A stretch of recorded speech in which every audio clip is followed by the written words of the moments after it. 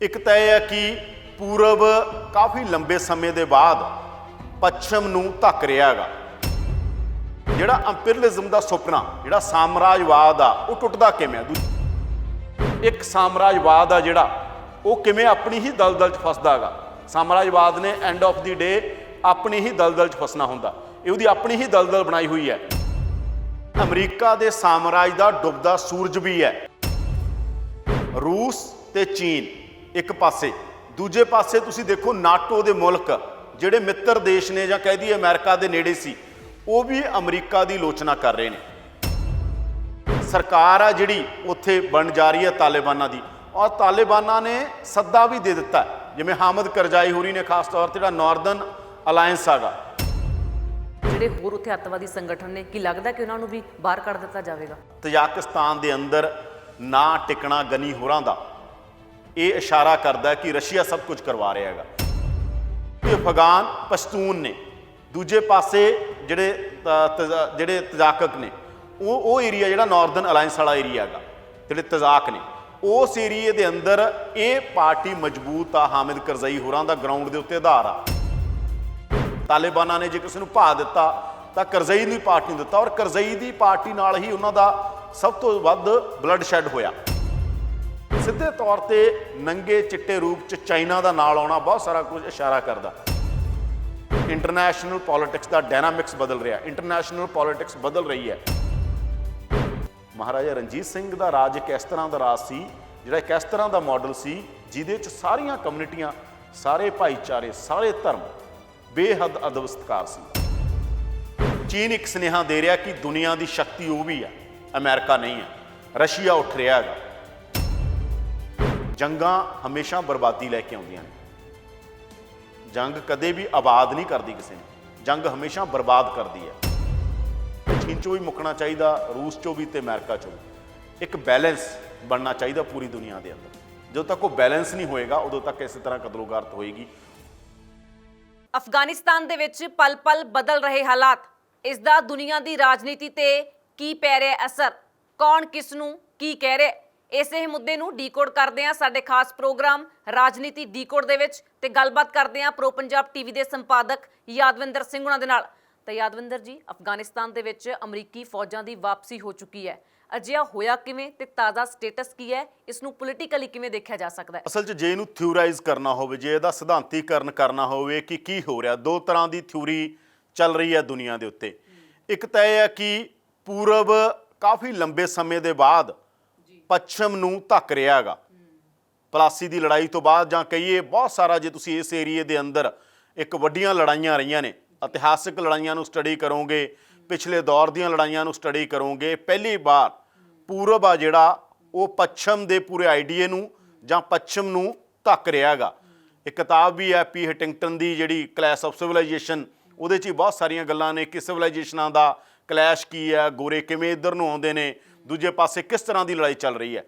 ਦੂਜੀ ਲੜਾਈ ਉਹ ਆ ਕਿ ਜਿਹੜਾ ਇੰਪੀਰੀਅਲਿਜ਼ਮ ਦਾ ਸੁਪਨਾ, ਜਿਹੜਾ ਸਾਮਰਾਜਵਾਦ ਆ, ਉਹ ਟੁੱਟਦਾ ਕਿਵੇਂ? ਦੂਜੀ ਥਿਊਰੀ ਇਹ ਚੱਲ ਰਹੀ ਹੈਗੀ। ਸਾਮਰਾਜਵਾਦ ਦਾ ਅੰਤ ਉਹਦੇ ਵਿੱਚ ਹੀ ਪਿਆ ਹੁੰਦਾ ਗਾ। ਕੋਈ ਵੀ ਸਾਮਰਾਜਵਾਦ ਹੋਵੇ, ਜੇ ਆਪਾਂ ਦੇਖੀਏ ਇੰਗਲੈਂਡ ਦੀ ਪਾਵਰ ਸ਼ਿਫਟ ਹੋ ਗਈ ਸੀ, ਜਾਂ ਪਾਵਰ ਟਰਾਂਸਫਰ ਕਹਿ ਦਈਏ ਆਪਾਂ, ਅਮਰੀਕਾ ਨੂੰ ਹੋ ਗਈ ਸੀ ਉਦੋਂ, ਪਰ ਸੈਕੰਡ ਵਰਲਡ ਵਾਰ ਤੋਂ ਬਾਅਦ ਲਗਾਤਾਰ ਪੂਰੀ ਦੁਨੀਆ ਦੇ ਅੰਦਰ ਅਮਰੀਕਾ ਨੇ ਆਪਣਾ ਝੰਡਾ ਬੁਲੰਦ ਕੀਤਾ। ਹੀਰੋਸ਼ੀਮਾ ਤੇ ਨਾਗਾਸਾਕੀ ਤੇ ਬੰਬ ਸਿੱਟਣ ਤੋਂ ਬਾਅਦ ਰਸ਼ੀਆ ਨੂੰ ਇੱਕ ਹੱਦ ਤੱਕ ਕਾਊਂਟਰ ਕਰਦਾ ਰਿਹਾ, ਸੋਵੀਅਤ ਯੂਨੀਅਨ ਇਹਨੂੰ ਇੱਕ ਹੱਦ ਤੱਕ ਕਾਊਂਟਰ ਕਰਦੀ ਰਹੀ। ਪਰ ਜਦੋਂ ਸੋਵੀਅਤ ਯੂਨੀਅਨ ਢਹਿ ਢੇਰੀ ਹੋ ਗਈ, ਜਦੋਂ ਸੋਵੀਅਤ ਯੂਨੀਅਨ ਇੱਕ ਤਰ੍ਹਾਂ ਭੰਗ ਹੋ ਗਈ, ਉਸ ਤੋਂ ਬਾਅਦ ਪੂਰੀ ਦੁਨੀਆ ਦੇ ਅੰਦਰ ਇੱਕ ਧੁਰੀ ਸੰਸਾਰ ਦਾ ਕਨਸੈਪਟ ਆ ਗਿਆ, ਜਿਹਦੇ 'ਚ ਵੱਡਾ ਪ੍ਰਚਾਰ ਕੀਤਾ ਗਿਆ। ਦੁਨੀਆ ਗਲੋਬਲ ਹੋ ਗਈ, ਗਲੋਬਲਾਈਜੇਸ਼ਨ ਦੀ ਗੱਲ ਕੀਤੀ ਗਈ ਕਿ ਹੁਣ ਤਾਂ ਪੂਰੀ ਦੁਨੀਆ ਇੱਕ ਪਿੰਡ ਬਣ ਗਈ। ਪਰ ਆਰਥਿਕ ਤੌਰ ਦੇ ਉੱਤੇ ਬਹੁਤ ਸਾਰੀ ਲੁੱਟ ਹੁੰਦੀ ਰਹੀ। ਬਹੁਤ ਸਾਰੀਆਂ ਥਾਵਾਂ ਦੇ ਉੱਤੇ ਅਮਰੀਕਾ ਜਾਂਦਾ ਰਿਹਾ, ਬਹੁਤ ਸਾਰੀਆਂ ਥਾਵਾਂ 'ਤੇ ਅਮਰੀਕਾ ਦੇ ਜਿਹੜੇ ਮਿੱਤਰ ਦੇਸ਼ ਸੀ ਉਹ ਜਾਂਦੇ ਰਹੇ। ਪਰ ਪੂਰੀ ਦੁਨੀਆ 'ਚ ਸਵਾਲ ਉੱਠਦਾ ਰਿਹਾ ਕਿ ਇਹ ਕਿਉਂ? ਤਾਂ ਦੋ ਥਿਊਰੀਆਂ ਦੁਨੀਆ 'ਤੇ ਨੇ, ਇੱਕ ਪੂਰਬ ਦੀ ਪੱਛਮ 'ਤੇ ਜਿੱਤ, ਇੱਕ ਸਾਮਰਾਜਵਾਦ ਆ ਜਿਹੜਾ ਉਹ ਕਿਵੇਂ ਆਪਣੀ ਹੀ ਦਲਦਲ 'ਚ ਫਸਦਾ ਹੈਗਾ। ਸਾਮਰਾਜਵਾਦ ਨੇ ਐਂਡ ਆਫ ਦੀ ਡੇ ਆਪਣੀ ਹੀ ਦਲਦਲ 'ਚ ਫਸਣਾ ਹੁੰਦਾ। ਇਹ ਉਹਦੀ ਆਪਣੀ ਹੀ ਦਲਦਲ ਬਣਾਈ ਹੋਈ ਹੈ। ਅਫਗਾਨਿਸਤਾਨ ਹਾਲਾਂਕਿ ਫਸਿਆ ਨਹੀਂ ਪ੍ਰੋਪਰ ਉਹ, ਪਰ ਉਹਦੀ ਇੱਕ ਪੂਰੀ ਦੁਨੀਆ 'ਚ ਆਪਾਂ ਦੇਖ ਰਹੇ ਹਾਂ ਕਿਸ ਤਰੀਕੇ ਦੇ ਨਾਲ ਆਲੋਚਨਾ ਹੋ ਰਹੀ ਹੈ ਅਮਰੀਕਾ ਦੀ। ਪੂਰੀ ਦੁਨੀਆ ਦੇ ਅੰਦਰ ਤਾਲਿਬਾਨਾਂ ਜਿਸ ਤਰੀਕੇ ਦੇ ਨਾਲ ਮੈਸੇਜ ਦੇ ਰਹੇ ਨੇ, ਹਾਲਾਂਕਿ ਅੱਗੇ ਕੀ ਕਰਨਾ ਇਹ ਤਾਂ ਸਮਾਂ ਦੱਸੇਗਾ, ਪਰ ਫਿਲਹਾਲ ਉਹ ਕਹਿ ਰਹੇ ਨੇ ਕਿ ਅਸੀਂ ਸਭ ਕੁਝ ਕਰਨ ਨੂੰ ਤਿਆਰ ਹਾਂ। ਅਸੀਂ ਸ਼ਾਂਤਮਈ ਤਰੀਕੇ ਨਾਲ ਕਰਾਂਗੇ, ਅਸੀਂ ਕੋਈ ਕਿਲਿੰਗ ਨਹੀਂ ਕੀਤੀਆਂ, ਔਰ ਬੁਰਕੇ ਦੀ ਗੱਲ, तमाम ਗੱਲਾਂ ਜਿਹੜੀਆਂ ਉਹ ਕਰ ਰਹੇ ਨੇ, ਤਾਂ ਇੱਕ ਸੁਨੇਹਾ ਦੇਣ ਦੀ ਕੋਸ਼ਿਸ਼ ਆ। ਤਾਂ ਇੰਟਰਨੈਸ਼ਨਲ ਪੋਲਿਟਿਕਸ ਕਿਸ ਤਰੀਕੇ ਨਾਲ ਚੱਲਦੀ ਹੈ, ਕੌਮਾਂਤਰੀ ਰਾਜਨੀਤੀ ਦੇ ਅੰਦਰ ਕਿਸ ਤਰੀਕੇ ਦੇ ਨਾਲ ਸੁਨੇਹੇ ਦਿੱਤੇ ਜਾਂਦੇ ਨੇ, ਉਹ ਸਭ ਤੋਂ ਵੱਡਾ ਮੈਨੂੰ ਲੱਗਦਾ ਗਾ ਕਿ ਸੁਨੇਹਾ ਇਸ ਪੂਰੇ ਮਸਲੇ 'ਚੋਂ ਮਿਲ ਰਿਹਾ ਗਾ। ਤੇ ਸਾਮਰਾਜਵਾਦ ਦੇ ਲਈ ਵੀ ਇੱਕ ਸੁਨੇਹਾ ਗਾ, ਸਾਮਰਾਜਵਾਦ ਲਈ ਵੀ ਇੱਕ ਸੁਨੇਹਾ ਕਿ ਜਿਹੜਾ ਇੰਪੀਰੀਅਲਿਜ਼ਮ ਆ ਉਹ ਕਿਸ ਤਰੀਕੇ ਦੇ ਨਾਲ ਜਿਹੜਾ ਇਹਦੇ 'ਚ ਟਿਕ ਸਕਦਾ, ਕਿਸ ਤਰੀਕੇ ਨਾਲ ਨਹੀਂ ਟਿਕ ਸਕਦਾ, ਉਹਨੂੰ ਅੱਗੇ ਕੀ ਸਿੱਖਣ ਦੀ ਲੋੜ ਆ। ਔਰ ਜਿਸ ਤਰੀਕੇ ਨਾਲ ਅਮਰੀਕਾ ਦੁਨੀਆ ਦੇ ਬਾਕੀ ਮੁਲਕਾਂ ਦੇ ਅੰਦਰ, ਤਾਂ ਅਮਰੀਕਾ ਦੇ ਸਾਮਰਾਜ ਦਾ ਡੁੱਬਦਾ ਸੂਰਜ ਵੀ ਹੈ। ਅਮਰੀਕਾ ਨੇ ਹੁਣ ਸੋਚਣਾ ਕਿ ਜਿਸ ਤਰੀਕੇ ਨਾਲ ਦੁਨੀਆ ਨੂੰ ਉਹ ਗਵਰਨ ਕਰਨਾ ਚਾਹੁੰਦਾ ਸੀ, ਜਾਂ ਅਮਰੀਕਾ ਜਿਸ ਤਰੀਕੇ ਦੇ ਨਾਲ ਪੂਰੀ ਦੁਨੀਆ ਦੇ ਅੰਦਰ ਆਪਣਾ ਗਿਆਨ ਵੰਡਦਾ ਸੀ, ਬਹੁਤ ਸਾਰੀਆਂ ਗੱਲਾਂ ਕਹਿੰਦਾ ਸੀ, ਕਿਤੇ ਨਾ ਕਿਤੇ ਉਹਦਾ ਜ਼ਬਰਦਸਤ ਫੇਲਿਊਰ ਹੈ। ਤਾਂ ਇਹਦੇ ਤੇ ਹੁਣ ਸਵਾਲ ਉੱਠਣੇ ਸ਼ੁਰੂ ਹੋ ਗਏ ਨੇ। ਇਸੇ ਕਰਕੇ ਹੀ ਅਮਰੀਕਾ ਕੋਲ ਕੋਈ ਜਵਾਬ ਨਹੀਂ, ਦੁਨੀਆ ਕੋਲ ਸਵਾਲ ਹੀ ਸਵਾਲ ਨੇ। ਜੀ, ਕੀ ਲੱਗਦਾ ਕਿ ਹੁਣ ਜਿਹੜੀ ਕੌਮਾਂਤਰੀ ਰਾਜਨੀਤੀ ਆ ਉਹ ਕੀ ਕਹਿੰਦੀ ਹੈ? ਕੌਮਾਂਤਰੀ ਰਾਜਨੀਤੀ 'ਚ ਤੁਸੀਂ ਦੇਖੋ, ਜੇ ਤੁਸੀਂ ਸਿੱਧੇ ਤੌਰ ਦੇ ਉੱਤੇ ਦੇਖਣਾ ਹੋਵੇ, ਰੂਸ ਤੇ ਚੀਨ ਇੱਕ ਪਾਸੇ, ਦੂਜੇ ਪਾਸੇ ਤੁਸੀਂ ਦੇਖੋ ਨਾਟੋ ਦੇ ਮੁਲਕ ਜਿਹੜੇ ਮਿੱਤਰ ਦੇਸ਼ ਨੇ, ਜਾਂ ਕਹਿ ਦਈਏ ਅਮਰੀਕਾ ਦੇ ਨੇੜੇ ਸੀ, ਉਹ ਵੀ ਅਮਰੀਕਾ ਦੀ ਆਲੋਚਨਾ ਕਰ ਰਹੇ ਨੇ ਵੱਡੇ ਪੱਧਰ ਦੇ ਉੱਤੇ। ਨਾਟੋ ਮੁਲਕਾਂ ਦੇ ਜਿਹੜੇ ਲੋਕ ਨੇ ਉਹਨਾਂ ਨੇ ਆਲੋਚਨਾ ਕੀਤੀ ਹੈ, ਲੋਕਾਂ ਨੇ ਵੀ ਕੀਤੀ ਹੈ, ਉੱਥੋਂ ਦੀਆਂ ਸਰਕਾਰਾਂ 'ਚ ਰਹਿਣ ਵਾਲੇ ਲੋਕਾਂ ਨੇ ਵੀ। ਅਮਰੀਕਾ ਦੇ ਅੰਦਰ ਖੁਦ ਟਰੰਪ ਦੇ ਜਿਹੜੇ ਲੋਕ ਨੇ ਉਹ ਬਾਈਡਨ ਨੂੰ ਦੀ ਆਲੋਚਨਾ ਕਰ ਰਹੇ ਨੇ। ਅਮਰੀਕਾ ਦੇ ਅੰਦਰ ਬਹੁਤ ਵੱਡੀ ਆਲੋਚਨਾ ਹੋ ਰਹੀ ਹੈ। ਦੁਨੀਆ ਭਰ 'ਚ ਅਮਰੀਕਾ ਦੇ ਖਿਲਾਫ ਮੁਜ਼ਾਹਰੇ ਹੋ ਰਹੇ ਨੇ। ਪਹਿਲਾਂ ਤਾਂ ਜਿਸ ਤਰੀਕੇ ਦੇ ਨਾਲ ਆਪਣੇ ਤਰੀਕੇ ਨਾਲ ਸੱਤਾ ਚਲਾਉਣ ਦੀ ਕੋਸ਼ਿਸ਼ ਕੀਤੀ, ਪਰ ਜਦੋਂ ਹੀ ਉੱਥੇ ਵਾਧਾ ਆਧਾਰ ਦੇਖਿਆ, ਕੰਪਰੋਮਾਈਜ਼ ਕੀਤਾ, ਉਹ ਕੰਪਰੋਮਾਈਜ਼ ਤੋਂ ਬਾਅਦ ਜਿਸ ਤਰ੍ਹਾਂ ਦੀ ਉਥਲ ਪੁਥਲ ਹੋਈ ਹੈ, ਉਹਨੇ ਵੀ ਬਹੁਤ ਸਾਰਾ ਕੁਝ ਕੀਤਾ ਗਾ। ਉਹਦੇ 'ਚੋਂ ਜਿਹੜੀ ਸਭ ਤੋਂ ਵੱਡੀ ਗੱਲ ਹੈ ਕਿ ਸਰਕਾਰ ਆ ਜਿਹੜੀ ਉੱਥੇ ਬਣ ਜਾ ਰਹੀ ਹੈ ਤਾਲਿਬਾਨਾਂ ਦੀ, ਔਰ ਤਾਲਿਬਾਨਾਂ ਨੇ ਸੱਦਾ ਵੀ ਦੇ ਦਿੱਤਾ, ਜਿਵੇਂ ਹਾਮਦ ਕਰਜ਼ਾਈ ਹੋਰੀ ਨੇ, ਖਾਸ ਤੌਰ 'ਤੇ ਜਿਹੜਾ ਨਾਰਦਰਨ ਅਲਾਇੰਸ ਹੈਗਾ, ਜਿਹੜਾ ਰਸ਼ੀਆ ਦੇ ਨਾਲ ਲੱਗਦਾ ਇਲਾਕਾ ਜੇ ਆਪਾਂ ਕਹਿ ਦਈਏ, ਉਹਨਾਂ ਨੂੰ ਵੀ ਬਕਾਇਦਾ ਤੌਰ ਦੇ ਉੱਤੇ ਸਰਕਾਰ 'ਚ ਸ਼ਾਮਲ ਹੋਣ ਦੇ ਸੱਦੇ ਦੀਆਂ ਗੱਲਾਂ ਚੱਲ ਰਹੀਆਂ ਨੇ।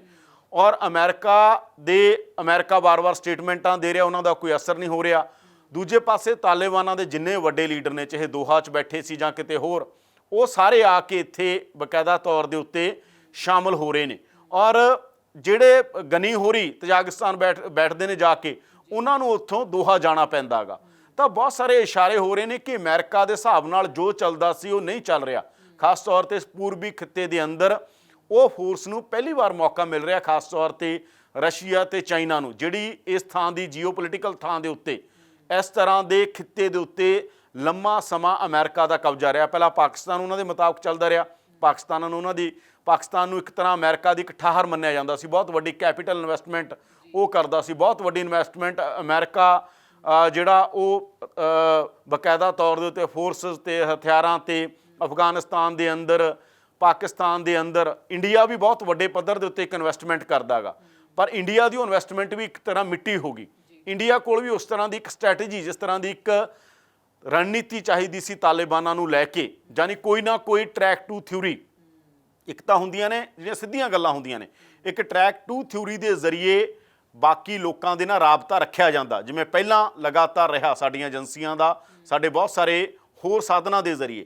ਪਰ ਹੁਣ ਕਿਤੇ ਨਾ ਕਿਤੇ ਉਹ ਟੁੱਟਿਆ ਗਾ। ਕਿਤੇ ਨਾ ਕਿਤੇ ਅਮਰੀਕਨ ਇੰਟੈਲੀਜੈਂਸ, ਜਿਹੜੇ ਰਾਸ਼ਟਰਪਤੀ ਕਹਿ ਰਹੇ ਸੀ ਅਮਰੀਕਾ ਦੇ ਕਿ 90 ਦਿਨ ਲੱਗਣਗੇ, ਉਹ 20 ਦਿਨਾਂ 'ਚ ਆ ਗਏ।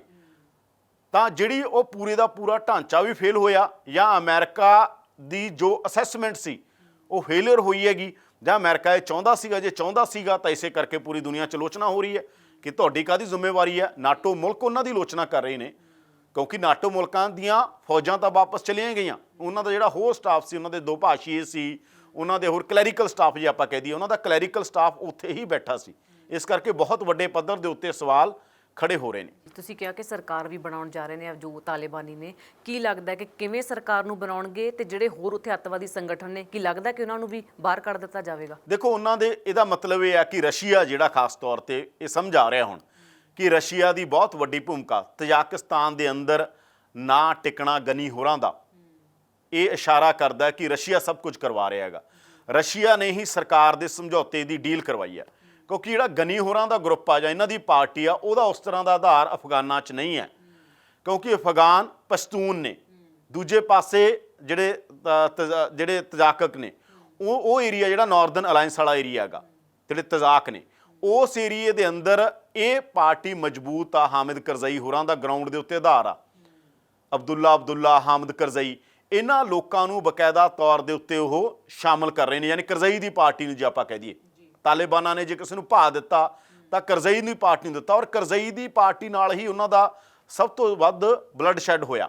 ਸਭ ਤੋਂ ਜ਼ਿਆਦਾ ਲੜਾਈ ਵੀ ਉਹਨਾਂ ਨਾਲ ਰਹੀ ਹੈ, ਜਿਨ੍ਹਾਂ ਨਾਲ ਮਿਲ ਕੇ ਉਹ ਸਰਕਾਰ ਬਣਾਉਣਗੇ, ਜਿਨ੍ਹਾਂ ਨਾਲ ਅੰਦਰ ਖਾਤੇ ਗੱਲ ਚੱਲ ਰਹੀ ਹੈ, ਜਿਨ੍ਹਾਂ ਨੂੰ ਸੱਦਾ ਦੇ ਰਹੇ ਨੇ।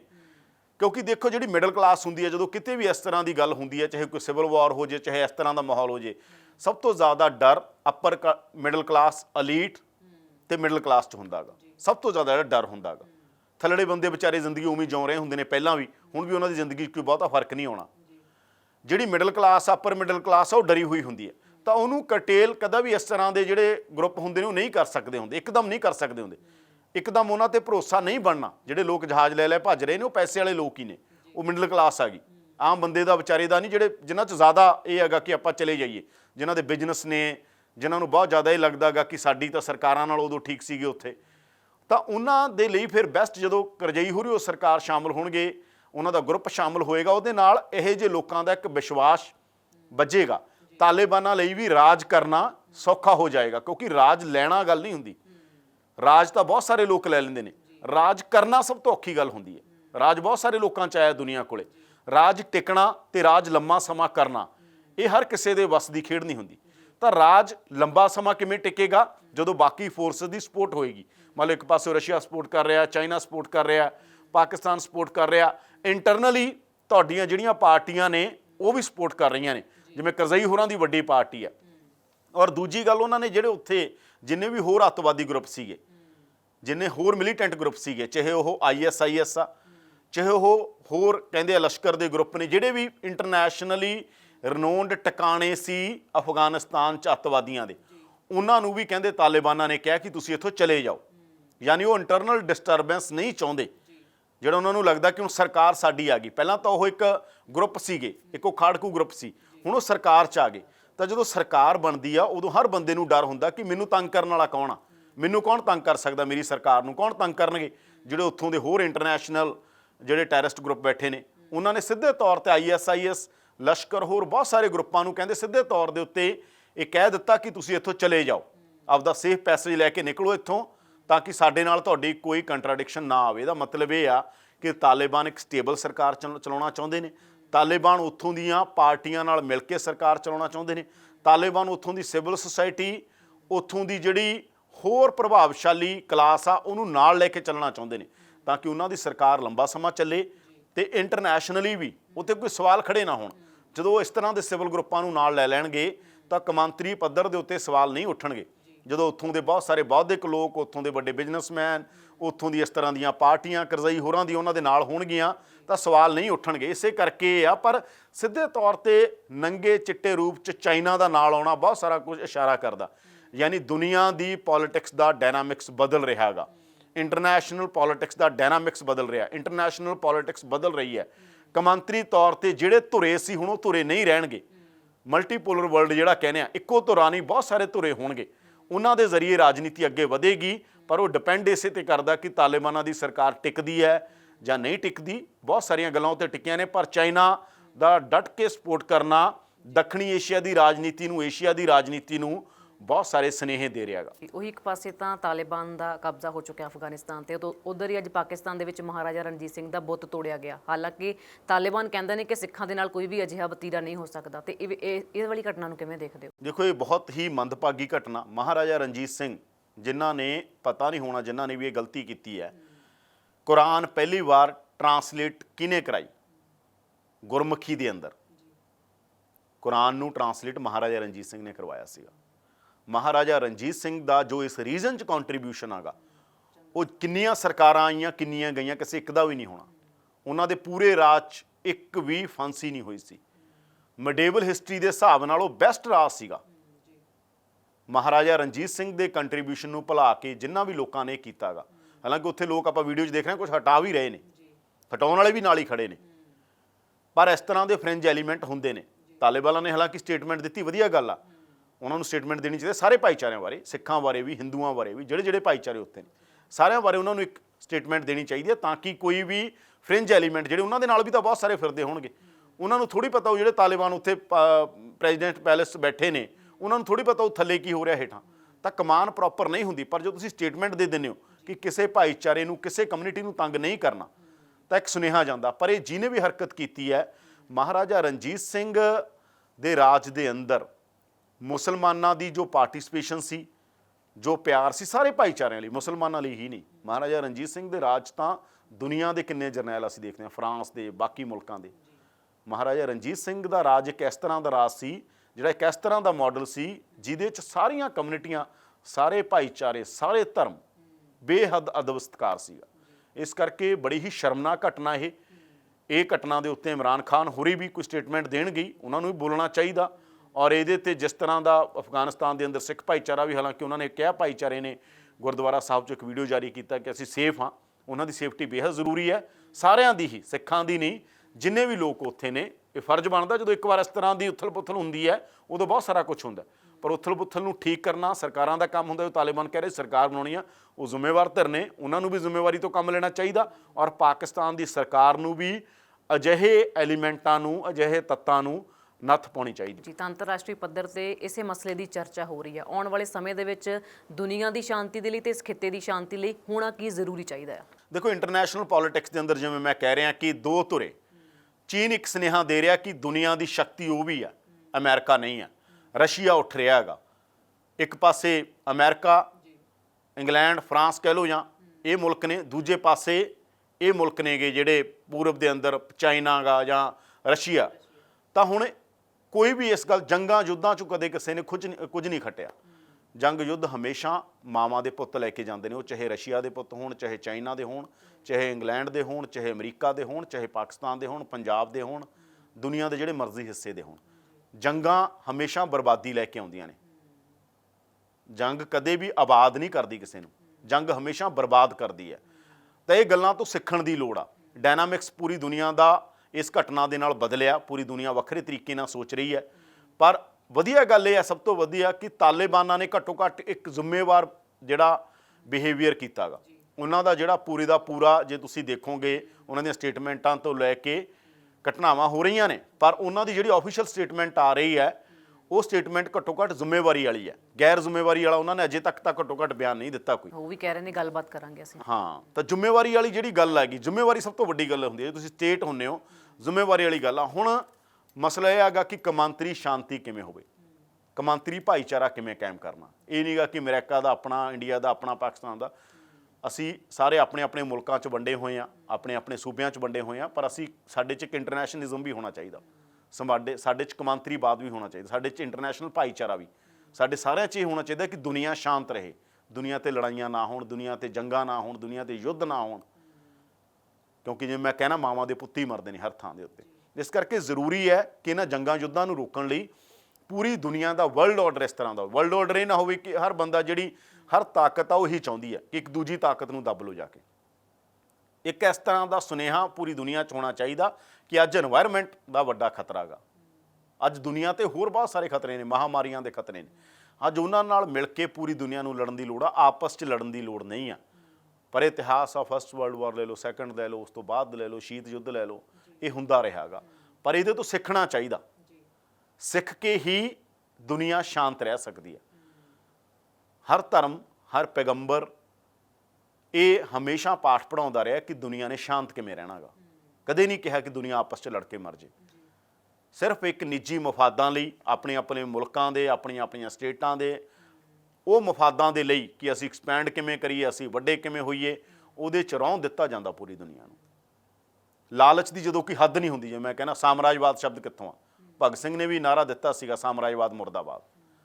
ਤਾਂ ਜਦੋਂ ਸਾਮਰਾਜ ਕੀ ਹੈਗਾ ਕਿ ਪੂਰੀ ਦੁਨੀਆ ਨੂੰ ਮੈਂ ਆਪਦੇ ਕਬਜ਼ੇ 'ਚ ਕਰ ਲਾਂ, ਜਦੋਂ ਤੱਕ ਇਹ ਨਾ ਚੀਨ 'ਚੋਂ ਮੁੱਕੇਗਾ, ਇਹ ਚੀਨ 'ਚੋਂ ਵੀ ਮੁੱਕਣਾ ਚਾਹੀਦਾ, ਰੂਸ 'ਚੋਂ ਵੀ ਤੇ ਅਮਰੀਕਾ 'ਚੋਂ ਵੀ। ਇੱਕ ਬੈਲੈਂਸ ਬਣਨਾ ਚਾਹੀਦਾ ਪੂਰੀ ਦੁਨੀਆ ਦੇ ਅੰਦਰ। ਜਦੋਂ ਤੱਕ ਉਹ ਬੈਲੈਂਸ ਨਹੀਂ ਹੋਏਗਾ, ਉਦੋਂ ਤੱਕ ਇਸੇ ਤਰ੍ਹਾਂ ਕਤਲੋਗਾਰਤ ਹੋਏਗੀ, ਉਦੋਂ ਤੱਕ ਇਸੇ ਤਰ੍ਹਾਂ ਜੰਗ ਯੁੱਧ ਹੋਣਗੇ। ਉਹ ਬੈਲੈਂਸ ਹੋਣਾ ਜ਼ਰੂਰੀ ਹੈ। ਔਰ ਵਧੀਆ ਗੱਲ ਆ, ਬਣ ਰਿਹਾ। ਮੈਂ ਕਹਿੰਦਾ ਜੇ ਮੰਨ ਲਓ ਰਸ਼ੀਆ ਤੇ ਚਾਈਨਾ ਮਜ਼ਬੂਤ ਹੁੰਦੇ ਨੇ, ਇੱਕ ਪਾਸੇ ਅਮਰੀਕਾ ਹੈਗਾ ਜਾਂ ਹੋਰ ਉਹਦੇ ਮਿੱਤਰ ਮੁਲਕ ਨੇ, ਤਾਂ ਇੱਕ ਬੈਲੈਂਸ ਰਹੇਗਾ ਦੁਨੀਆ 'ਚ। ਜਦੋਂ ਕਿ ਇੱਕ ਜਣਾ ਮਜ਼ਬੂਤ ਹੁੰਦਾ ਗਾ, ਉਦੋਂ ਪੂਰੀ ਦੁਨੀਆ ਦੇ ਅੰਦਰ, ਜਿਵੇਂ ਹਿਟਲਰ ਮਜ਼ਬੂਤ ਹੋਇਆ, ਉਹਨੇ ਤਬਾਹੀ ਮਚਾਈ ਦੁਨੀਆ 'ਚ, ਮੋਸੋਲਿਨੀ ਨੇ ਤਬਾਹੀ ਮਚਾਈ ਦੁਨੀਆ 'ਚ, ਇਸ ਕਰਕੇ ਤਬਾਹੀਆਂ ਨਹੀਂ ਮਚਣੀਆਂ ਚਾਹੀਦੀਆਂ। ਦੁਨੀਆ ਸ਼ਾਂਤ ਰਹਿਣੀ ਚਾਹੀਦੀ ਆ, ਪਿਆਰ ਨਾਲ ਰਹਿਣੀ ਚਾਹੀਦੀ ਆ, ਸਦਭਾਵਨਾ ਨਾਲ ਰਹਿਣੀ ਚਾਹੀਦੀ ਆ, ਭਾਈਚਾਰੇ ਨਾਲ ਰਹਿਣੀ ਚਾਹੀਦੀ ਆ। ਉਹ ਤਾਂ ਹੀ ਰਹਿ ਸਕਦੀ ਹੈ ਜੇ ਸਾਡੇ ਸਾਰਿਆਂ ਦੇ ਮੁਲਕਾਂ ਦੇ ਅੰਦਰ, ਦੁਨੀਆ ਦੇ ਅੰਦਰ ਇੱਕ ਕੌਮਾਂਤਰੀਵਾਦ ਹੋਏਗਾ, ਇੱਕ ਇੰਟਰਨੈਸ਼ਨਲਿਜ਼ਮ ਹੋਏਗਾ। ਅਸੀਂ ਆਪਣੇ ਆਪ ਨੂੰ ਇੱਕ ਕੌਮਾਂਤਰੀ ਸ਼ਹਿਰੀ ਦੇ ਤੌਰ ਤੇ ਵੀ ਰੱਖਾਂਗੇ ਕਿ ਅਸੀਂ ਪੂਰੀ ਦੁਨੀਆ ਦੇ, ਗੁਰਬਾਣੀ ਦੇ ਅੰਦਰ ਵੀ ਹਮੇਸ਼ਾ ਆਉਂਦਾ, ਹਰ ਧਰਮ 'ਚ ਸੁਨੇਹਾ ਦਿੱਤਾ ਗਿਆ।